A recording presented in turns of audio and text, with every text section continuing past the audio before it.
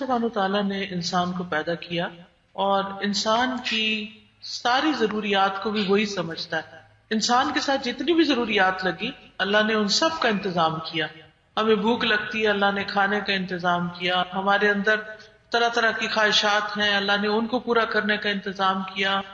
بیمار ہو جاتا ہے انسان اللہ تعالیٰ نے انسان کے لیے دوا کا انتظام کیا. پھر اسی طرح انسان کی زندگی کو کئی طرح کے خطرات درپیش ہوتے ہیں تو اللہ تعالیٰ نے ان خطروں سے نمٹنے کے لیے بھی ہمارا انتظام کیا. ہمیں مختلف طرح کی دعائیں وغیرہ سکھائیں. اللہ سبحانہ تعالیٰ نے نبی صلی اللہ علیہ وسلم کے ذریعے ہمیں یہ بتا دیا کہ ہمیں کن کن چیزوں سے پناہ مانگنے کی ضرورت ہے، یعنی ان سے بچنے کی ضرورت ہے. کون سی چیزیں ہمارے لیے خطرناک ہیں، نقصان دہ ہیں، تکلیف دہ ہیں، تاکہ ہم ان سے بچ سکیں. یہ باتیں قرآن اور سنت میں موجود ہیں، لیکن عموماً ہم قرآن و سنت کو ایک طرف رکھ کے اپنی زندگی میں جو آنے والے مسائل ہیں ان کے بارے میں پریشان رہتے ہیں. حقیقت یہ ہے کہ انسان بڑا ہی کمزور ہے، جیسا کہ اللہ سبحانہ وتعالیٰ قرآن مجید میں فرماتے ہیں یا ایھا الناس انتم الفقراء الی اللہ واللہ ھو الغنی الحمید.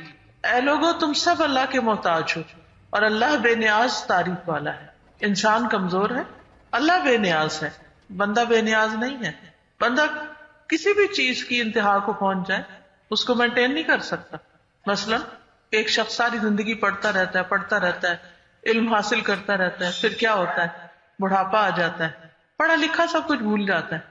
انسان کھاتا ہے پیتا ہے طاقتور ہوتا ہے جوان ہوتا ہے، پھر کیا ہوتا ہے بڑھاپا آ جاتا ہے، فزیکلی ویک ہو جاتا ہے. وہی دن اور رات ہوتے ہیں، وہی سب کچھ ہوتا ہے، لیکن انسان اپنے آپ کو کتنا بھی مینٹین کرے وہ رکھ نہیں سکتا. انسان دنیا میں زندگی بسر کرتا ہے اور پھر اپنی ترقی اور عروج کو پہنچتا ہے، مال و متاع زیادہ سے زیادہ حاصل کر لیتا ہے، پھر کیا ہوتا ہے ایک دن موت آ جاتی اور سب کچھ چھوڑ کے یہیں چلا جاتا ہے. دن رات ہم یہ سب چیزیں دیکھتے رہتے ہیں اور ہم جانتے ہیں کہ یہ سب کچھ انسان کے ساتھ پیش آتا ہے، لیکن اللہ سبحانہ تعالیٰ نہ اس کو نیند آتی، نہ اس کو اونگ آتی، نہ اس کو بڑھاپا ہے، نہ اس کو کوئی بیماری، نہ ہی اس کو موت ہے. تو انسان اپنی ذات میں کمزور ہونے کی وجہ سے اس بات کا محتاج ہے کہ وہ کسی ایسی ہستی کا سہارا لے، ایسی ہستی کا دامن پکڑے کہ جو اسے ہمیشہ کے لیے پروٹیکشن دینے کے لائق ہو، جو خود محتاج نہ ہو.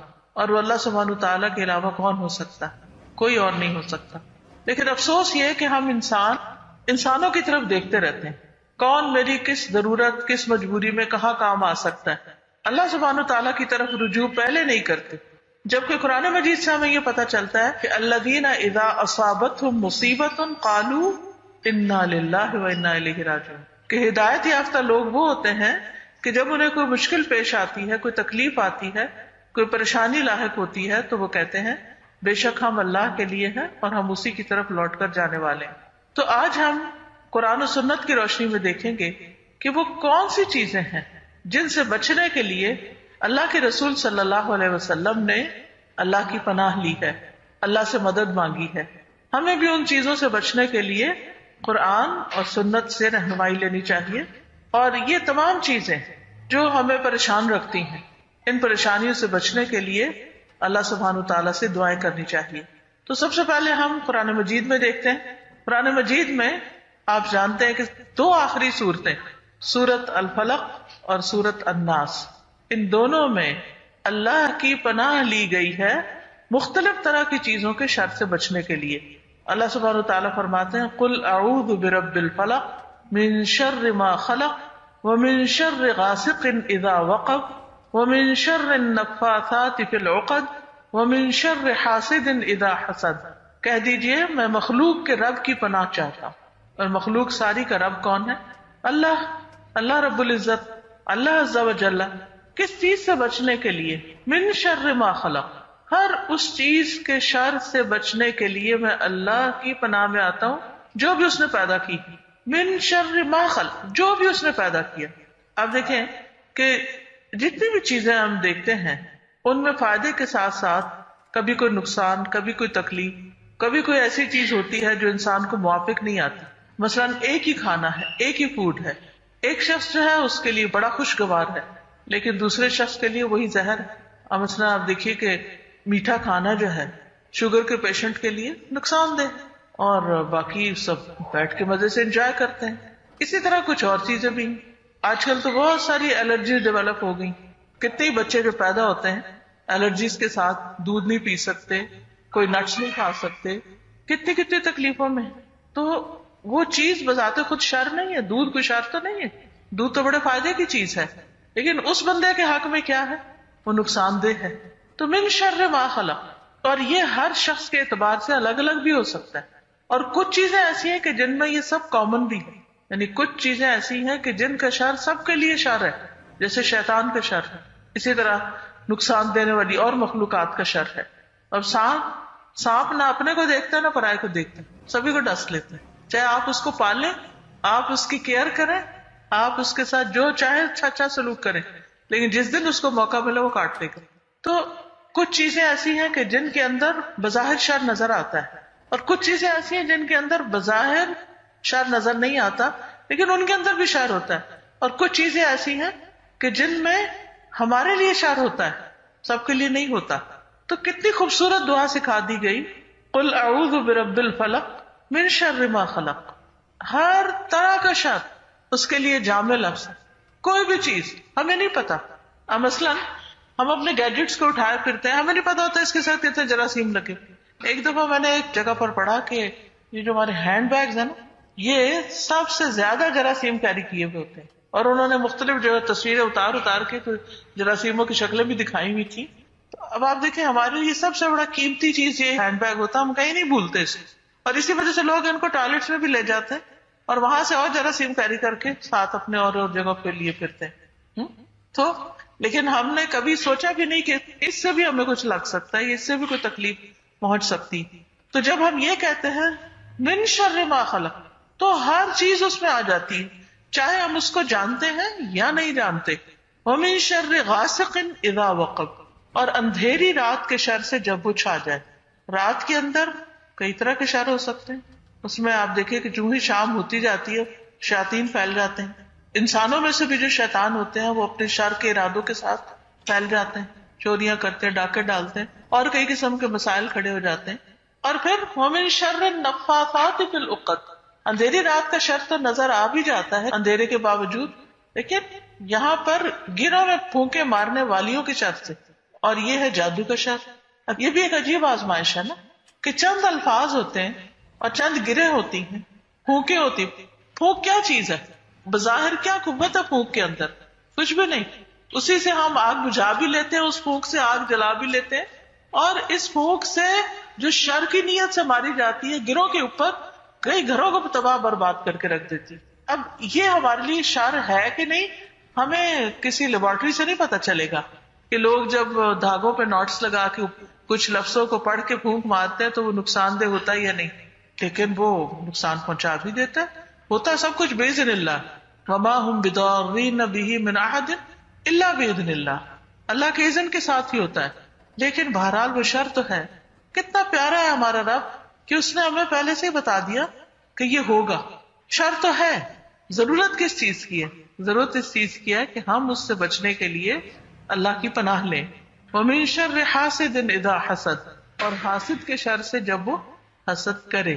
انسانوں میں سے انسانوں کے دشمن ہوتے ہیں، اور حسد ایک ایسی چیز ہے کہ جس کو بہت سے لوگ زبان یا چہرے سے ظاہر نہیں بھی کرتے لیکن دلوں میں رکھتے ہیں، اور پھر پیٹھ پیچھے نقصان بھی دیتے ہیں. تو ایسے میں انسان کس کس کو جا کے کھولے، کس کا دل دیکھے، کہاں سے دیکھے، کیسے پتا کرے کون کس سے کیا حسد کر رہا ہے. لیکن جب انسان اپنا معاملہ اللہ سبحانہ وتعالیٰ کے سپرد کر دیتا ہے تو اللہ کی پناہ میں اپنے آپ کو دیتا ہے. اس سے بڑی پناہ کوئی ہے ہی نہیں، اس سے بڑی کوئی پروٹیکشن ہے ہی نہیں. تو اس طرح انسان ان تمام چیزوں کے شر سے محفوظ ہو سکتا ہے. نمبر 1 عمومی شر، نمبر 2 رات کا شر، نمبر 3 جادو کا شر، اور نمبر 4 حسد. آج آپ دیکھیں بہت سارے لوگ انہی مسائل میں گھرے ہوئے ہیں اور انہیں اس کا حل کوئی نظر نہیں آتا. اللہ سبحانہ تعالیٰ نے ہمیں حل دے دیا ہے، اسی لیے ہم دیکھتے ہیں کہ رسول اللہ صلی اللہ علیہ وسلم نے ان کو تعوذ کے افضل کلمات بتایا، یعنی جس سے کوئی پناہ لے سکے. یہ جو تعویذ کا لفظ ہے نا، یہ بھی تعوذ ایک ہی روٹ سے ہے، کیا مطلب ہے؟ تو پناہ لینا. تو لوگ سمجھتے ہیں کہ پناہ لینے کے لیے ضروری ہے کہ آپ کسی بابا کے پاس جائیں اور پھر وہاں سے وہ کچھ آپ کو لکھ کر دے اور پھر وہ آپ گلے میں لٹکائیں تو پھر ہی آپ کو پناہ ملے گی یا حفاظت ہوگی. جبکہ رسول اللہ صلی اللہ علیہ وسلم اس صورت اور دوسری صورت الناس کے بارے میں فرمایا یہ دو صورتیں ہیں، یعنی افضل کلمات ہیں کہ جن سے تعوذ کرنے والے تعوذ کرتے ہیں. ابن عابس جوہنی کہتے ہیں کہ ایک مرتبہ رسول اللہ صلی اللہ علیہ وسلم نے فرمایا کہ اے ابن عابس، کیا میں تمہیں تعوذ کے سب سے افضل کلمات کے بارے میں نہ بتاؤں جن سے تعوذ کرنے والے تعوذ کرتے ہیں، یعنی پناہ لیتے ہیں، پروٹیکشن لیتے ہیں. کہتے میں نے عرض کیا کیوں نہیں؟ تو رسول اللہ صلی اللہ علیہ وسلم نے فرمایا کہ یہ دو صورتیں ہیں، قل اعوذ برب الفلق اور قل اعوذ برب الناس. بہترین کلمات ہیں جن سے آپ حفاظت میں آ سکتے ہیں، بے مثال کلمات ہیں. نبی صلی اللہ علیہ وسلم ان کلمات کو لازم پکڑے ہوئے تھے. ابو سعید کہتے ہیں کہ رسول اللہ صلی اللہ علیہ وسلم جنوں اور انسانوں کی نظر بد سے پناہ مانگا کرتے تھے. یاد رکھیے انسانوں کے علاوہ جنوں کی بھی بری نظر ہوتی ہے جو انسانوں کو لگ سکتی ہے. تو پہلے آپ یعنی کہ ان سے پناہ مانگنے کے لیے، ان سے بچنے کے لیے کچھ دعائیں پڑھتے تھے، حتیٰ کہ معوذتین نازل ہو گئی، یعنی یہ صورتیں نازل ہو گئی. پھر جب یہ نازل ہوئی تو آپ نے ان کو لازم پکڑ لیا اور ان کے سوا دوسروں کو ترک کر دیا. تو اس سے یہ بھی پتہ چلتا ہے کہ یہ کفایت کرنے والی صورتیں ہیں، بندے کے لیے کافی ہیں. اگر کچھ اور دعائیں نہ بھی پڑھنے کا موقع ملے تو ان میں سب کچھ شامل ہو جاتا ہے، ہر شر سے بچنے کے لیے یہ فائدہ دے سکتی. اسی لیے نبی صلی اللہ علیہ وسلم، چلیے میں آپ سے پوچھتی ہوں کس کس موقع پر ان کو پڑھتے تھے؟ قل اعوذ برب الفلق، قل اعوذ برب الناس کب کب پڑھنی چاہیے؟ صبح شام. صبح شام کتنی دفعہ پڑھنی چاہیے؟ 3 بار. صبح سے مراد کیا ہے؟ فجر کے بعد سورج نکلنے سے پہلے. اگر سورج نکلنے کے بعد پڑھا تو وہ عام اذکار میں شامل ہو جائے گا. پناہ لینے کے لیے سورج نکلنے سے پہلے. اور دوبارہ کب پڑھنی چاہیے؟ عصر اور مغرب کے درمیان، سورج غروب ہونے سے پہلے پہلے. دوسرے ہر نماز کے بعد، ہر نماز کے بعد، اور رات کو سوتے وقت. آپ صلی اللہ علیہ وسلم نے فرمایا اے عقبہ بن عامر، کیا میں تمہیں ایسی صورتیں نہ سکھاؤں جو نہ تورات میں نازل ہوئی، نہ زبور میں، نہ انجیل میں، اور نہ ہی ان جیسی فرقان میں ہے؟ تم پر ایک رات بھی ایسی نہ آئے کہ تم ان کو نہ پڑھو. کتنی تاکید ہے اس میں کہ تم پر ایک رات بھی ایسی نہ آئے کہ تم ان کو نہ پڑھو. یعنی آخری چیز جو رات کو سوتے وقت کرنی چاہیے وہ یہ اذکار ہیں جن میں یہ صورتیں بھی موجود ہیں. پھر آپ دیکھیے کہ اس میں سورۃ الناس میں قل اعوذ برب الناس ملک الناس الہ الناس من شر الوسواس الخناس الذی یوسوس فی صدور الناس من الجنۃ والناس. کہہ دیجئے میں پناہ پکڑتا ہوں لوگوں کے رب کی، لوگوں کے بادشاہ کی، لوگوں کے معبود کی، وسوسہ ڈالنے والے کے شر سے جو ہٹ ہٹ کے آنے والا ہے، جو لوگوں کے سینوں میں وسوسہ ڈالتا ہے جنوں اور انسانوں میں سے. گویا ان دو صورتوں نے ہر طرح کے شر کا احاطہ کر لیا. اور اس میں بڑی خوبصورت بات یہ ہے کہ ایک دفعہ اللہ تعالیٰ کے رب ہونے کی صفت سے پناہ لے کر 3-4 چیزوں سے پناہ لے لی گئی بچنے کے لیے، یعنی بچنے کی دعا کر لی گئی. لیکن ایک چیز سے بچنے کے لیے اللہ سبحانہ وتعالیٰ کی 3 صفات کا ذکر کیا گیا، اور وہ کیا ہے؟ رب الناس، ملک الناس، الہ الناس. اور بچنا کس سے؟ لوگوں کے نہیں، شیطان کی شر سے. من شر الوسواس الخناس. اور وسواس جو ہے پلٹ پلٹ کے وسوسے ڈالنا، بار بار وسوسہ ڈالنا، نیگیٹو تھنکنگ، برے خیالات، حسد، دوسروں کے بارے میں بدگمانی، اللہ کے بارے میں بدگمانی، رسول کے بارے میں بدگمانی، لوگوں کے بارے میں بدگمانی، ایمان والوں کے بارے میں بدگمانی. شیطان جو ہے وہ کبھی بھی نہیں چاہتا، کیونکہ آپ دیکھیے کہ یہ جو ہمارا دل ہے نا، یہی مرکز ہے ہمارے خیالات کا. اور جب ہم اچھے خیالات رکھتے ہیں تو ہماری عبادات بھی اچھی ہوتی ہے، ہمارا لوگوں کے ساتھ معاملہ بھی اچھا ہوتا ہے. لیکن جب ہمارے دل میں کسی کے بارے میں برا خیال آتا ہے، بدگمانی آتی ہے، نیگیٹو تھنکنگ ہوتی ہے، تو ہمارے تعلقات بھی خراب ہو جاتے ہیں. تو یہ نیگیٹیوٹی کون پھیلاتا ہے؟ یہی شیطان. الذی یوسوس فی صدور الناس من الجنۃ والناس. ابلیس تو ہے ہی، لیکن اس کے لشکر ہے انسانوں اور جنوں میں سے جو انسانوں کو پریشان رکھتے ہیں. یعنی انسان کے ارادے میں جب خلل آ جاتا ہے نا، نیت جب خراب ہو جاتی ہے تو اچھے سے اچھا عمل بیکار ہو جاتا ہے. تو اس لیے بہت ضروری ہے کہ انسان ان 2 صورتوں کو پڑھتا رہے. پھر آپ دیکھیے کہ اور جن چیزوں سے پناہ مانگنی چاہیے، یہ جن چیزوں سے بچنے کی دعا کرنی چاہیے، ان میں سے رسول اللہ صلی اللہ علیہ وسلم کی یہ دعا ہے: اللہم انی اعوذ بک من العجز والکسل والجبن والحرم والبخل واعوذ بک من عذاب القبر ومن فتنۃ المحیا والممات. اے اللہ، میں عاجز ہونے، سستی، بزدلی، بڑھاپے اور بخل سے تیری پناہ میں آتا ہوں. میں قبر کے عذاب، زندگی اور موت کی آزمائشوں سے تیری پناہ میں آتا ہوں. کتنی خوبصورت دعا ہے، چھوٹی سی دعا ہے، صحیح مسلم میں آئی ہے. رسول اللہ صلی اللہ علیہ وسلم ان تمام چیزوں کا مقابلہ کرنے کے لیے اللہ کی مدد لیتے تھے. سب سے پہلی چیز جس کا ذکر کیا گیا ہے وہ عجز ہے، بے بس ہونا. ہم کب بے بس ہوتے ہیں؟ بڑھاپے میں، بیماری میں. بعض اوقات آپ دیکھیں آپ اپنی اولاد کے آگے بے بس ہو جاتے ہیں. کوئی کام آپ کرنا چاہتے ہیں، کسی چیز کا بہت شوق بھی ہے آپ کو، لیکن آپ کے پاس وہ اسباب اور وسائل اکٹھے نہیں ہوتے، آپ بالکل بے بس ہو جاتے ہیں. کس کی مدد ہوگی تو کام آگے چلے گا؟ اللہ سبحانہ وتعالیٰ کی. آپ دیکھیے بعضوں کا سب کچھ ہوتا ہے لیکن وہ کام آپ نہیں کر پا رہے ہوتے. اچھا، ایسے میں ہمارے ذہن میں کیا خیال آتا ہے؟ بندش ہو گئی، کسی نے رکاوٹ ڈال دی. تو بات یہ ہے کہ وما بکم من نعمت فمن اللہ. تمہارے پاس کوئی بھی جو نعمت ہے وہ اللہ ہی کی طرف سے، اللہ ہی دینے والا ہے، اللہ ہی عطا کرنے والا ہے. اور جب انسان نعمتوں پر شکر گزار ہوتا ہے تو اللہ تعالیٰ نعمتوں میں اضافہ کر دیتے ہیں. لئن شکرتم لازیدنکم. اور جب انسان ناشکری کرتا ہے، ناقدری کرتا ہے ان نعمتوں کی، اللہ کی نافرمانی کے کام کرتا ہے تو رکاوٹیں بھی آ جاتی ہیں. لیکن ہم اپنے اوپر کوئی ذمہ داری لینے کو تیار نہیں ہوتے، ساری ذمہ داری دوسروں پہ ڈال دیتے ہیں کہ ان کی وجہ سے ہمارا کام خراب ہو. بہرحال اس سے پناہ مانگنی چاہیے. والکسل، سستی سستی سستی. اچھا کل کر لوں گا، پھر کر لوں، ہو جائے گا. ٹال مٹول کرتے رہنا، جس سے کوئی کام وقت پہ کر کے ہی نہ دینا. بڑے بڑے ارادے کرنا، نیتیں باندھنا، سوچنا، لیکن کر کے کچھ نہ دینا، ہاتھ میں کچھ بھی نہ ہونا. رکاوٹ کیا ہے؟ کچھ بھی نہیں، بس صرف اپنی سستی، اپنی ویکنس. تو اپنے شر سے بچنے کے لیے بھی کس کی مدد چاہیے؟ یعنی ہم عجز ہو یا کسل ہو، دونوں چیزوں میں ہم سمجھتے ہیں ہم بڑی چیز ہے، ہماری بڑی طاقت ہے. کچھ طاقت نہیں ہے، ہم تو اپنے آگے بھی ہارے ہوئے لوگ ہیں. اللہ کی مدد نہ ہو تو ہم یہ چھوٹے چھوٹے کام بھی کرنے کے قابل نہیں. بعض اوقات آپ دیکھیں کہ ایک چھوٹی سی چیز پڑی ہوتی ہے جس کو اٹھانا ہوتا ہے، اور آپ کہتے ہیں اچھا اچھا اچھا، کتنا ٹائم گزر جاتا ہے اور وہ چھوٹا سا کام آپ نہیں شروع کر پاتے، نہیں مکمل کر پاتے. اور جب کرنے لگتے ہیں تو بہت کچھ کر جاتے ہیں. اب جب کر لیتے ہیں تو کریڈٹ اپنے آپ کو دیتے ہیں، جب نہیں ہوتا تو بلیم دوسروں کو کرنے لگتے ہیں. پھر والجبن، اور بزدلی سے، کاورڈلینس، ہمت ہی نہ کرنا کام کرنے کی. یہ ہو جائے گا، وہ ہو جائے گا، دل میں خوف، پریشانیاں، معاملہ اللہ کے سپرد نہ کرنا، توکل کا نہ ہونا. والحرمی، اور بڑھاپے سے.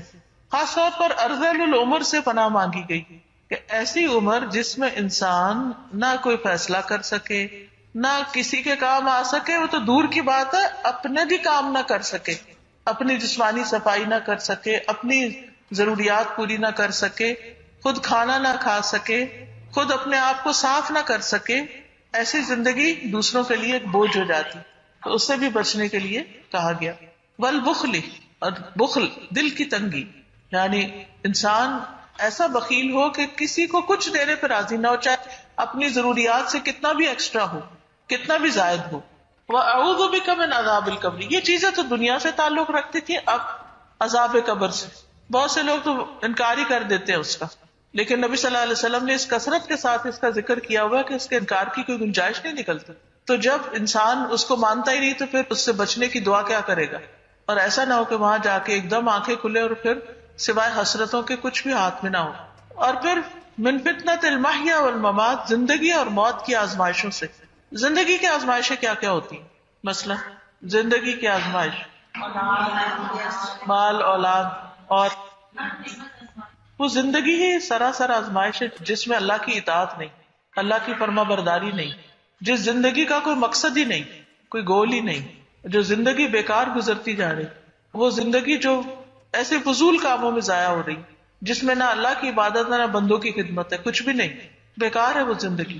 اور موت کا فتنہ کہ مرنے سے پہلے ایسی بیماری میں مبتلا ہو جائے کہ انسان نہ جیتوں میں ہو نہ مرتوں میں، اور پھر موت کے وقت کی سختیاں، اور پھر ایسی موت کہ جو انسان کے لیے یعنی جو ایک طرح سے عبرت کی بات بن جائے. اللہ سبحانہ تعالیٰ بری موت سے بھی بچائے، بری زندگی سے بچائے. تو اللہم انی اعوذ بک من العجز والکسل والجبن والہرم والبخل واعوذ بک من عذاب القبر ومن فتنة المحیا والممات. ہے نا خوش قسمت وہ انسان جو ان ساری مصیبتوں سے بچ گیا، اور ہے کون بچانے والا؟ اللہ رب العزت. لیکن ہماری سستی کا عالم یہ ہے کہ ایک چھوٹی سی یہ دعا یاد نہیں کر سکتے جو ہمیں اتنے بڑے بڑے مسائل سے بچانے والی. حالانکہ اگر ہم اس کو یاد کر لیں، کہیں لکھ کے لگا لیں، ہر روز ایک دفعہ پڑھے، ہم سوچتے ہیں کوئی اور ہمارے لیے کر دے دعا. جب ہم اپنے لیے خود ہی سنسیئر نہیں تو کوئی اور ہمارے لیے کتنا سنسیئر ہو سکتا ہے. اس لیے بہت ضروری ہے کہ اس دعا کو سیکھ لیں. یہ جو قرآن المسنون دعائیں ہیں نا، ایپ بھی ہے اس کی، کتاب بھی ہے، اس میں یہ دعائیں موجود ہیں. پھر آپ دیکھیں کہ اللہ کے رسول صلی اللہ علیہ وسلم نے ہمیں کتنی چھوٹی چھوٹی چیزیں سکھائی جن کی طرف سے ہم پریشان رہتے ہیں اور خوف کا بھی بازو کا شکار رہتے ہیں. مثلاً ایک دعا سکھائی آپ نے، اللہم انی اعوذ بک من یوم السوء، اللہ برے دن سے پناہ دے. اب کئی دفعہ ایسے ہوتا ہے کہ کوئی دن ایسا ہوتا ہے کہ جس میں تھکاوٹ تھکاوٹ تھکاوٹ، کوئی کام نہیں کر پا رہے، کوئی چیز سیدھی نہیں ہو رہی، غصہ آئے چلے جا رہا ہے، ہر کام خراب ہوئے چلے جا رہا ہے. بعضوں کا چھوٹی مصیبتیں ہوتی ہیں، بعضوں کا بڑی بڑی مصیبتیں کسی دن میں آ جاتی ہیں، اور ایسے دنوں سے ڈرتے بھی ہیں ہم، لیکن ہمیں سمجھ نہیں آتی کہ ہم کریں کیا. اس کے لیے بھی دعا کرنے کی ضرورت ہے. وَمِن لَيْلَةِ السُّوءِ، بری رات سے. اب دیکھیے کہ کتنے واقعات ہم ایسے پڑھتے سنتے رہتے ہیں، کہیں زلزلہ آ گیا، کہیں طوفان آ گیا، کہیں راتوں رات ایسا انقلاب آ گیا. کیسی کیسی آزمائشیں ہیں دنیا میں. وَمِن سَاعَةِ السُّوءِ، بری گھڑی سے. بری گھڑی آپ دیکھیے بعض اوقات آپ اسموتھ جا رہے ہیں، پتہ ہی نہیں چلا، اچانک ٹکر مار دی کہیں اور منٹوں کے اندر دنیا سے آخرت میں پہنچ گئے لوگ. کتنے ایسے عبرتناک واقعات ہمارے سامنے ہوتے رہتے ہیں. لہٰذا بری گھڑی سے بچانا ہمیں. وَمِن صَاحِبِ السُّوءِ، برے دوست سے، برے ساتھی سے، بری کمپنی سے. اس کو تو ہم برا سمجھتے ہی نہیں، حالانکہ کمپنی کا رنگ ہم پہ چڑھتا ہے. جو ہمارے آس پاس لوگ ہوتے ہیں ان کے اثرات ہوتے ہیں ہم پر. صرف ان کی باتیں یا صرف ان کے کام ہی ہم پہ اثر نہیں کرتے، ان کا وجود بھی اثر کرتا ہے. آپ دیکھیے کہ کسی کے پاس بیٹھ کے آپ بڑا ہلکا محسوس کرتے ہیں، اور کسی کے پاس بیٹھ کے آپ اتنا بوجھل محسوس کرتے ہیں. کسی کے ساتھ مل کے آپ کے لیے عبادت کرنا بڑا آسان ہو جاتا ہے، اور کسی کے ساتھ بیٹھ کے آپ کے لیے نماز پڑھنا ہی مشکل ہو جاتا ہے. تو ایسی کمپنی اللہ ہمیں دے کہ جس میں اللہ سبحانہ و تعالیٰ کی عبادت ہمارے لیے بہت آسان ہو جائے. اور پھر کچھ لوگ بظاہر دوست ہوتے ہیں، اندر سے دھوکے باز ہوتے ہیں. آپ دیکھیے کہ ایسی کئی مثالیں ملتی کہ بچے اچھے بھلے تھے، یونیورسٹی گئے، برے دوست ملے، کہاں سے کہاں پہنچا دیا انہوں نے. اپنے لیے بھی فکر مند ہونا چاہیے اور بچوں کی طرف سے بھی دعا کرنی چاہیے کہ اللہ ان کو صالحین کی صحبت عطا کر، کیونکہ نیک لوگوں کی صحبت ہوگی تو نیکی میں بڑھنے میں آسانی ہوگی. وہ من جار السوء، اللہ برے پڑوسی سے بھی نجات دے، کیونکہ پڑوسی جو ہے بعض اوقات اپنے رشتے داروں سے زیادہ انسان کے قریب ہوتا ہے اور اندر باہر کی ساری خبریں اس کو پتہ ہوتی ہیں. اور کئی دفعہ ایسے بھی ہوتا ہے کہ برے پڑوسی کی وجہ سے گھر میں ڈاکے چوریاں کئی مسئلے مسائل کھڑے ہو جاتے ہیں، یا پھر وہ اگر آپ کے بچوں پہ بری نظر رکھتے ہیں یا اور اسی طرح، کیونکہ وہ ایک طرح سے بھیدی ہوتے ہیں. اور پھر فی دار المقامہ، یعنی قیام کے گھر میں. بعض اوقات پڑوسی سے مراد صرف نیبرز ہی نہیں ہوتے، ساتھ بیٹھنے والا، کہیں بھی بیٹھنے والا، کئی گاڑی میں بیٹھے ہیں ساتھ، یا کسی پارٹی میں، کسی گھر میں کہیں. یا ایک اور دعا کے اندر آتا ہے فَإِنَّ جَارَ الْبَادِيَةِ يَتَحَوَّلُ، جو بادیہ میں صحرا جنگل میں کوئی ملتا ہے وہ تو چلا جاتا ہے، تھوڑی دیر کے لیے انسان تنگ بھی ہو اس سے، لیکن جو ہمیشہ ساتھ رہنے والا ہو اس میں فرینڈز بھی ہو سکتے ہیں، اس میں شوہر بیوی ایک دوسرے کے لیے بھی ہو سکتے ہیں، اس میں ساتھ رہنے والے نیبر بھی ہو سکتے ہیں. بعض اوقات آپ دیکھیں ایک بچی بڑی نیک ہوتی ہے لیکن شوہر اس کو دنیا دار مل جاتا ہے تو وہ کیا ہوتا ہے، وہ پردہ بھی گیا، نماز بھی گئی، سارا کچھ گیا. اسی طرح وائس ورثہ. تو یا اللہ جن لوگوں کے ساتھ رہنا ہے، صالحین جو تھے وہ تو صرف دنیا نہیں مرنے کے بعد بھی نیک لوگوں کی صحبت مانگتے تھے. اب اس میں آپ دیکھیے حضرت یوسف علیہ السلام کی دعا ہے، فاطر السماوات والارض انت ولی فی الدنیا والآخرہ توفنی مسلما والحقنی بالصالحین. پھر ابراہیم علیہ السلام کی دعا ہے، رب هب لی حکما والحقنی بالصالحین. پھر اسی طرح یعنی پیغمبروں کے علاوہ بھی باقی لوگوں نے بھی اس کی دعا کی ہے کہ اللہ تعالیٰ ہمیں صالحین کی صحبت عطا کرے، نیک لوگوں کی. اب دیکھیں یوسف علیہ السلام نے خاص طور پر یہ دعا کب مانگی؟ جب ان کو دنیا کا سب کچھ مل گیا، بادشاہت بھی مل گئی اور ان کے والدین بھی مل گئے، سب کچھ. یعنی جن چیزوں کی انسان خواہش کرتا ہے کہ دنیا میں زندگی اچھی ہو اور اپنے پیارے بھی قریب ہوں، لیکن پھر نتیجہ کیا ہوتا ہے کہ اس کے بعد واٹ نیکسٹ. تو واٹ نیکسٹ میں ان کے لیے صحبت صالح، نیک اولاد، نیک ساتھی، نیک ہمسائے، رشتہ داروں میں سے یعنی ایسے لوگوں سے واسطہ پڑے کہ جو اچھے ہوں. ابھی کتنی خوبصورت دعا ہے. انہی چیزوں سے تو ہم پریشان رہتے ہیں اور ان پریشانیوں کے نجات کا نسخہ ہمیں بتا دیا گیا. پھر ہم من گھڑت وظیفے پڑھتے رہتے ہیں، حالانکہ یہ وظیفے سب سے بہترین ہے کہ جس میں ان سب مشکلات اور پریشانیوں سے نکلنے کی دعائیں سکھا دی گئی ہیں. پھر اسی طرح آپ دیکھیے کہ بعض اوقات ہم اپنی اولاد کو اپنے لیے کبھی شر نہیں سمجھتے، شوہر یا بیوی یا اپنے رشتے داروں کو اپنے لیے نہیں سمجھتے، لیکن نبی صلی اللہ علیہ وسلم نے اس کے لیے بھی دعا سکھائی ہے. آپ نے فرمایا اللہم انی اعوذ بک من جار السوء ومن زوج تشیبنی قبل المشیب. اے اللہ میں تیری پناہ طلب کرتا ہوں برے پڑوسی سے اور ایسے ساتھی بیوی یا شوہر جو مجھے بڑھاپے سے پہلے بوڑھا کر دے. انسان غموں کی وجہ سے بڑھاپے سے پہلے بوڑھا ہوتا ہے. اگر شوہر بیوی کے ساتھ تعاون نہ کرنے والا ہو یا آپس میں محبت اور اتفاق نہ ہو، کیئر کرنے والا اور رسپانسبلٹی لینے والا نہ ہو، تو عورت کے اوپر کتنی پریشانیوں کے پہاڑ آ جاتے ہیں. کیونکہ اللہ نے مرد کو کمام بنایا، لیکن جب وہ کمام کی حیثیت سے اپنی ذمہ داری پوری نہیں کرتا تو پھر انسان کے لیے جینا مشکل ہو جاتا ہے. وَمِن وَلَدٍ يَكُونُ عَلَيَّ رَبًّا، اور مجھے ایسے بچے سے بھی بچا کے رکھنا جو میری آقا بن بیٹھے. یعنی قیامت کی نشانیوں میں سے ایک ہے نا کہ عورت اپنے مالک کو جنم دے گی. تو اولاد بعض اوقات بڑے ہو کر ماں باپ کو رول کرنے لگتی ہے. کس طرح کمزوری کی حالت میں انسان پیدا کرتا ہے، پالتا ہے، تکلیفیں اٹھاتا ہے، سب کچھ کرتا ہے، اور جب بچے جوان ہو جاتے ہیں تو وہ ماں باپ کو ہی بیوقوف سمجھنا شروع ہو جاتے ہیں اور ان پہ اپنے حکم چلانا شروع کر دیتے ہیں. تو اللہ تعالیٰ اس سے بھی محفوظ رکھ. پھر انسان کو مال کی محبت ہوتی ہے. اب یہ دیکھیں یہ ساری چیزیں ہماری بڑی محبوب ہوتی ہیں. ان میں کیا کیا محبت ہے؟ آپ دیکھیں شوہر سے محبت ہے، اولاد سے محبت ہے، دوستوں سے محبت ہوتی ہے.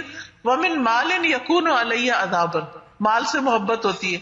تو اللہ ایسے مال سے محفوظ رکھ کہ جو میرے لیے عذاب بن جائے، کہ بجائے اس کے کہ وہ میرے فائدے کا ہو، مجھے اس کی پروٹیکشن میں اپنا آپ یعنی کہ کھپا دوں. اور پھر دوستوں سے محبت ہوتی ہے. وَمِن خَلِيلٍ مَاكِرٍ، چال باز دوست سے مجھے بچا. بعض دوست ویسے دوست ہوتے ہیں لیکن وہ ہر وقت یہ دیکھتے رہتے کہ کہاں سے اس کو دھوکہ دیا جائے. عَيْنُهُ تَرَانِي وَقَلْبُهُ يَرَانِي، کہ جس کی نگاہ مجھے دیکھتی ہے اور اس کا دل میری نگرانی کرتا ہے کہ کہاں گیا، کیا کر رہا ہے، تاکہ اسے ایکسپلائٹ کیا جا سکے.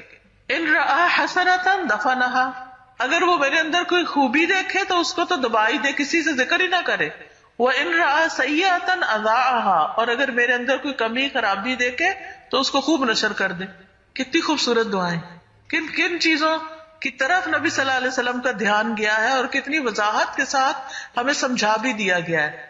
حالانکہ ہم خود اپنے دوستوں کا شر نہیں دیکھ پاتے. محبت اندھی ہوتی ہے نا، کہتے ہیں کہ جن لوگوں سے ہمیں محبت ہوتی ہے ہمیں ان کی خامیاں نظر نہیں آتی، اور کئی دفعہ ایسے ہوتا ہے کہ پھر ایسا دھوکہ دے کے جاتے ہیں کہ انسان سوچ ہی نہیں سکتا.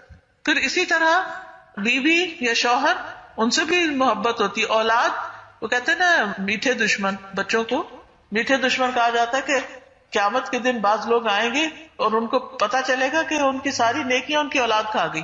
یعنی ماں باپ نے جو نام کمایا تھا، جو اچھے اچھے کام کیے تھے، وہ سارے انہوں نے ڈبو دیے. یعنی ایسے ایسے کام کیے اور ماں باپ اولاد کی محبت میں کن کن غلط چیزوں میں پڑ گئے.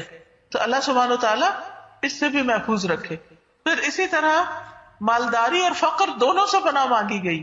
یعنی ایک طرف بہت مالدار ہونا بھی انسان کے لیے آزمائش ہے، اور دوسری طرف انتہائی فقر جو ہے وہ بھی کفر کی طرف لے جاتا ہے. آپ دعا مانگا کرتے تھے اللہم فإنی اعوذ بک من فتنۃ النار، اللہ آگ کی آزمائش سے، آگ کے فتنے سے بچانا، وعذاب النار، آگ کے عذاب سے، وفتنۃ القبر، اور قبر کے فتنے سے. جو سوال جواب ہوں گے نا، وہ بہت بڑا ٹیسٹ ہے. ہم دنیا کے ٹیسٹوں میں پریشان ہوتے رہتے ہیں، یہ ایگزام ہے وہ ایگزام ہے، اصل ٹیسٹ وہاں ہوگا.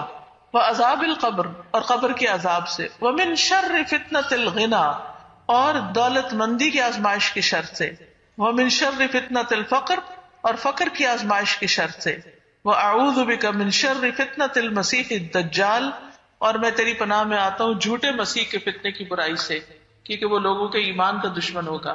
ہر نبی نے اپنی امت کو اس سے ڈرایا، اور نبی صلی اللہ علیہ وسلم نے بھی اپنی امت کو اس سے بہت خبردار کیا۔ پھر اسی طرح قلت اور ذلت سے پناہ، وہ پنجاب میں کہتے ہیں نا لوڑ دی تھوڑ نہ ہو، یعنی جو چیز ضرورت ہے اس کی کمی نہ ہو، تو اللہ تعالیٰ قلت سے بچانا، فقر و فاقے سے بچانا، جو ہماری بنیادی بیسک نیسیسٹیز ہیں، نیڈز ہیں ہماری، وہ ہمیں فراہم ہوتی رہے، وہ ملتی رہیں۔ اللہم انی اعوذ بک من الفقر واعوذ بک من القلۃ والذلۃ، اور ذلت اور رسوائی اور بدنامی سے بھی بچانا۔ واعوذ بک ان اظلم او اظلم، اور میں اس سے بھی تیری پناہ لیتا ہوں کہ کوئی مجھ پر ظلم کرے یا میں کسی پر ظلم کروں۔ پھر قرضے سے پناہ مانگی آپ نے کہ اللہ تعالیٰ قرضے سے محفوظ رکھنا۔ اللہم انی اعوذ بک من المأثم والمغرم، اور ایک اور جگہ پر آتا ہے اللہم انی اعوذ بک من غلبۃ الدین وغلبۃ العدو وشماتۃ الاعداء، اللہ میں تیری پناہ چاہتا ہوں قرض کے غلبے سے اور دشمن کے غلبے سے اور دشمنوں کے خوش ہونے سے، کہ ہمارے دشمن ہم پہ نہ ہنسے۔ پھر شیطان سے پناہ، وہ تو قرآن پڑھنے سے پہلے بھی مانگنے کو کہا گیا، وَإِذَا قَرَأْتَ الْقُرْآنَ فَاسْتَعِذْ بِاللَّهِ مِنَ الشَّيْطَانِ الرَّجِيمِ، یعنی ہر برے کاموں کی طرف تو وہ لے جاتا ہی ہے، انسان نیکی کی طرف آئے تو وہاں بھی نہیں چھوڑتا، وہاں بھی اس میں خلل ڈالنے کی کوشش کرتا ہے، انسان اس نیکی کے کام کو چھوڑ ہی دے۔ پھر غصے سے بچنے کی دعا، اعوذ باللہ من الشیطان الرجیم۔ پھر برا خواب دیکھنے پر شیطان سے پناہ مانگنا، کیونکہ حدیث میں آتا ہے نیک خواب اللہ کی طرف سے اور برے خواب شیطان کی طرف سے ہوتے ہیں۔ دن کو تو وہ بدبخت چھوڑتا ہی نہیں، لیکن رات کو سوتے ہوئے بھی نہیں چھوڑتا، اس میں بھی انسان کو ڈراتا رہتا ہے۔ پھر صبح و شام شیطان کے شر سے بچنے کی دعائیں، ہر نماز کے بعد کفر سے پناہ مانگنا۔ ہم کہ نہیں، ہم تو مومن ہیں، نیک ہیں، لیکن یہ نبی صلی اللہ علیہ وسلم ہر نماز کے بعد کہتے تھے، یہ مسند احمد کی روایت ہے حضرت ابو بکرہ سے، اللہم انی اعوذ بک من الکفر والفقر وعذاب القبر۔ ہر نماز کے بعد یہ تین چیزوں سے بچنے کی آپ دعا کیا کرتے تھے۔ ہم و غم سے بچنے کی بھی دعا، اللہ ہمیں ہم سے، فکر و اندیشے اور غموں سے بچا، کیونکہ اس کے وجہ سے انسان دنیا میں کسی کام کے قابل نہیں رہتا، انسان کی قوتیں کمزور پڑ جاتی ہیں، ارادے کمزور پڑ جاتے ہیں، زندگی میں کوئی خوشی نہیں رہتی، انسان سوچتا ہے ہر چیز ہی بیکار ہے، کیا کرنا ہے، کچھ بھی لے کے کر کے، نہ پہننے کا مزہ، نہ کھانے کا مزہ، نہ کسی اور چیز کا، جس کو دوسرا نام آج کل ڈپریشن کا دیا ہوا ہے، کہ اللہ ایسے ڈپریشن سے بھی محفوظ رکھ۔ پھر اسی طرح برے اخلاق سے، یاد رکھیے قیامت کے دن میزان میں بہت بھاری نیکی ہوگی اچھا اخلاق، لیکن ہمیں پتہ ہی نہیں چلتا، ہم ایک دم سلپ ہو جاتے ہیں، کبھی منہ سے کچھ نکل جاتا ہے، یعنی کچھ نہ کچھ تبصرہ ہم نے کرنا ہی ہوتا ہے، کوئی واقعہ سن کے یا کسی نہ کسی بات پر، اور اس میں کبھی غیبت ہو جاتی ہے، کبھی کسی پہ کوئی الزام تراشی ہو جاتی ہے، کبھی کسی کا مذاق اڑایا جاتا ہے، اور یہ ساری حرام چیزیں ہیں۔ پھر بری خواہشات، پتہ ہی نہیں چلتا انسان ایسی چیزوں کی تمنا کرنے لگتا ہے جو اللہ تعالیٰ کو پسند ہی نہیں، یا اس کے رسول صلی اللہ علیہ وسلم نے ان سے منع کیا۔ اور پھر برے اعمال، اللہم انی اعوذ بک من منکرات الاخلاق والاعمال والاہواء۔ پھر اسی طرح اپنے ہی اعمال کے شر سے، ومن سیئات اعمالنا، ہم جو بھی کرتے ہیں نا وہ ایسا جیسے بیج ہے جو بو رہے ہیں، یا وہ نیکی میں بڑھ جاتی ہیں چیزیں یا وہ برائی میں بڑھ جاتی ہیں۔ اچھا بیج ہوگا اچھی فصل ہوگے گی، اور برا ہوگا تو بری، کیونکہ نیک اعمال بھی بڑھتے رہتے ہیں۔ حدیث میں آتا ہے کہ جب کوئی اچھے نیت ارادے سے صدقہ کرتا ہے تو اللہ تعالیٰ اس کو اپنے دائیں ہاتھ سے لیتے ہیں اور اس کو اس طرح پالتے ہیں جس طرح تم میں سے کوئی اپنے پچھیرے گھوڑے کے بچے کو پالتا ہے۔ ایک اور جگہ پر آتا ہے کہ ایک لقمہ پہاڑ کے برابر ہو جاتا ہے۔ تو وہ کیا ہے، ایک چھوٹی سی بھی چیز ہم نے دی تو اس کو ہم نے 100 کر دیا، اب وہ بڑھنا شروع ہو جائے گی، بڑھنا شروع ہو جائے گی، گرو کرتی جائے گی۔ لیکن اسی طرح برے اعمال، برے ٹرینڈ سیٹ کرنا، ایسے فیشن، ایسی چیزیں کہ جو اللہ کی نافرمانی کی ہو اور پھر ہمیں دیکھ کے اور لوگ بھی شروع کر دیں، اور خود انسان کو احساس بھی نہ ہو کہ وہ کس چیز کا ٹرینڈ سیٹ کر رہا ہے۔ تو اللہم انی اعوذ بک من شر ما عملت، اللہ میں نے جو برے عمل کیے نا ان کے شر سے تو مجھے بچا، ومن شر ما لم اعمل، اور اس کے بھی شر سے جو بھی میں نے نہیں کیے کہ کہیں میں اس کو کر نہ بیٹھوں۔ پھر قبول نہ ہونے والے عمل سے پناہ مانگنا کہ اللہ ایسا کام نہ ہو کہ جو قبول ہی نہ ہو، اللہم انی اعوذ بک من علم لا ينفع وعمل لا یرفع ودعاء لا یسمع. اور ایسی دعائیں بھی کہ جو سنی نہ جائیں. اللہ اسے آتی کہ یہ ساری چیزیں جن میں ایفرٹ لگتی ہے. علم حاصل کرنے میں بڑی تکلیفیں ہیں، لیکن اگر ایسا علم انسان حاصل کر رہا ہے جس میں نہ دین کا فائدہ نہ دنیا کا فائدہ، تو کیا فائدہ تھکنے کا؟ کس لیے سیکھ رہے ہیں وہ؟ پھر اسی طرح ایسا عمل جس میں انسان تھک رہا ہے، عاملۃ ناصبہ، تھکا دینے والا کام، لیکن کوئی اجر نہیں، ثواب نہیں، نہ دنیا میں اس کی کوئی نتیجہ. اور پھر ایسی دعا جو سنی نہ جائے، غافل دل کی دعا، مانگ رہے ہیں دعائیں آمین آمین، یہ نہیں پتا امام صاحب نے پڑھا کیا، عادتاً، بس عادتاً، تو روح ہی نہیں ہے ان دعاؤں میں. تو رک رک کے سوچنا چاہیے کہ اللہ ایسی دعائیں کرے کہ جو قبول بھی ہو جائیں. پھر نعمت اور عافیت چھن جانے سے پناہ مانگنا کہ اللہ ہماری نعمتوں میں اور ہماری صحت اور بدن کی عافیت، مال کی عافیت، اولاد کی عافیت، امن کی عافیت، یا اللہ یہ نہ تو ہم سے چھیننا. اللہم انی اعوذ بک من زوال نعمتک وتحول عافیتک وفجاءۃ نقمتک وجمیع سخطک. اللہ میں تیری پناہ چاہتا ہوں اس بات سے کہ تیری دی ہوئی کوئی نعمت چھنے، یعنی جو نعمتیں تو نے دی ہیں ان میں سے کوئی واپس نہ لینا، یا تیری دی ہوئی عافیت پلٹ جائے کہ سکون سے رہ رہے ہیں، اس میں کوئی خلل نہ آئے، یا کوئی ناگہانی آفت یا عذاب نہ آ جائے کہ جس کا کبھی انسان سوچ ہی نہ سکتا ہو. اور تیرے تمام غصے ناراضگیوں سے تیری پناہ چاہتا ہوں، یعنی تجھ سے بھاگ کے کہاں جا سکتے ہیں، تو ناراض ہو تو تیرے ہی پاس آئیں گے کہ تو مان جائے.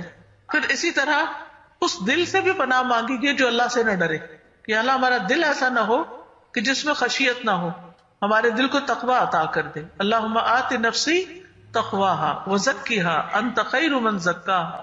پھر اسی طرح سماعت، بصارت، دل، زبان کی شر سے پناہ، کہ ہمارے کان کوئی برا کام کرے جس سے ہماری شامت آئے، یعنی بری باتیں اگر ہم سنیں یا دیکھیں ایسی چیزیں، یا زبان. اب آپ دیکھیں لوگ بیٹھ کے آرام سے موبائل کے اوپر پورنس دیکھتے رہتے ہیں، ننگی تصویریں دیکھتے رہتے ہیں، کبھی احساس ہی نہیں ہوا کہ یہ ہماری نگاہ کا شر ہے جو ہمارے لیے بڑے بڑے فتنے کھڑے کر سکتا ہے. تو ایسی چیزوں کی طرف رغبت بھی ہونا یہ ایک بہت بڑی ایڈکشن ہے. اور پچھلے دنوں میں ایک رپورٹ سن رہی تھی، اللہ عالم وہ بڑے فیکٹس اور فگرز کے ساتھ بتا رہے تھے کہ پاکستان نہیں پورنستان ہے، کہ اس میں ایجز کے حساب سے بتایا ہوا تھا کہ اس ایج سے اس ایج کے لوگ جو ہے وہ سب سے زیادہ کون سی فحش چیزیں دیکھ رہے ہیں، اور ٹرینڈز بتا رہے تھے. تو اس سے شرم سے بندہ ڈوب جائے یہ باتیں سن کے کہ ہمارے لوگوں نے اس ٹیکنالوجی کو کس غلط طریقے سے استعمال کیا ہے، اور ان چیزوں سے جو گندی چیزیں ان سے لذت حاصل کر رہے ہیں. یعنی ٹیسٹ بھی آپ دیکھیں نا کہ کیا ہے، کن چیزوں کو دیکھ دیکھ کے خوش ہو رہے ہیں. انسان کو نہ اعضاء کو دیکھ کے کہ جن کو چھپانا لازم، لیکن یعنی انسان کو احساس بھی نہ رہے کہ وہ کر کیا رہا ہے. پھر اسی طرح غفلت سے، مفلسی، ریاکاری سے، اللہ میں ریاکاری سے بچانا، منافقت سے، بری بری بیماریوں سے. اور اس میں آپ دیکھیے کہ نبی صلی اللہ علیہ وسلم نے کس طرح نام لے کے بری بیماریوں سے بچنے کی دعائیں کی ہیں. اللہم انی اعوذ بک من العجز والکسل والجبن والبخل والحرم والقسوۃ والغفلۃ والعیلۃ والذلۃ والمسکنۃ واعوذ بک من الفقر والکفر والفسوق والشقاق والنفاق والسمعة والریاء وَأَعُوذُ بِكَ مِنَ الصَّمَمِ وَالْبَكَمِ وَالْجُنُونِ وَالْجُذَامِ وَالْبَرَصِ وَسَيِّئِ الْأَسْقَامِ. اللہ میں تیری پناہ مانگتا ہوں عاجزی، سستی، بزدلی، بخل، انتہائی بڑھاپے، دل کی سختی، غفلت، مفلسی، ذلت، ناداری، ان تمام چیزوں سے. اور میں تیری پناہ مانگتا ہوں محتاجی، کفر، نافرمانی، مخالفت، نفاق، بری شہرت اور دکھاوے سے. اور میں تیری پناہ مانگتا ہوں بہرے پن سے، گنگے پن سے، پاگل پن سے، کوڑ سے، برس سے، ساری بری بیماریوں سے جن میں کینسر اور ساری چیزیں آ جاتی ہیں. یعنی کہ کتنا شکر ادا کریں کہ اللہ نے ہمیں ایسا دین دیا کہ جس میں ان ساری چیزوں کا علاج موجود ہے کہ جو انسان کے لیے پریشانی کا باعث بنتی ہے. لیکن ہم ہے کہ صرف اپنی سستی کے مارے ان دعاؤں کو پڑھنے سے رہ جاتا ہے. پھر اسی طرح آپ دیکھیے کہ مصیبت، بدبختی، بری تقدیر سے، اللہم انی اعوذ بک من جہد البلاء ودرک الشقاء وسوء القضاء وشماتۃ الاعداء. پھر بری موت سے پناہ مانگنا، غرق ہونے سے، جل کے مرنے سے، گر کے مرنے سے، ڈوب کے مرنے سے، شیطان کا موت کے وقت حاضر ہونا، اللہ ان ساری چیزوں سے ہمیں بچا کے رکھنا، پھر آگ کے عذاب سے، عذاب قبر سے، پھر جہنم سے، جہنم کی گرمی سے، من حر النار و عذاب القبر. تو یہ تمام چیزیں ہیں کہ جن سے ہمیں بچنے کی دعائیں سکھائی گئی ہیں. اب یہ ہم پر ہے کہ ہم ان کو مانگتے ہیں یا نہیں. ٹھیک ہے، ان چیزوں سے ڈر تو ہر ایک کو لگتا ہے، لیکن علاج کیا ہے ڈر کا؟ کہ انسان ان سے بچنے کی تدبیر اختیار کرے. اور انسان کمزور ہے، ہر چیز سے بچ نہیں سکتا، بچانے والا صرف اور صرف اللہ ہے. اس لیے اس کی پناہ لیں، اس کی مدد لیں اور اس کی اطاعت کے کام کریں.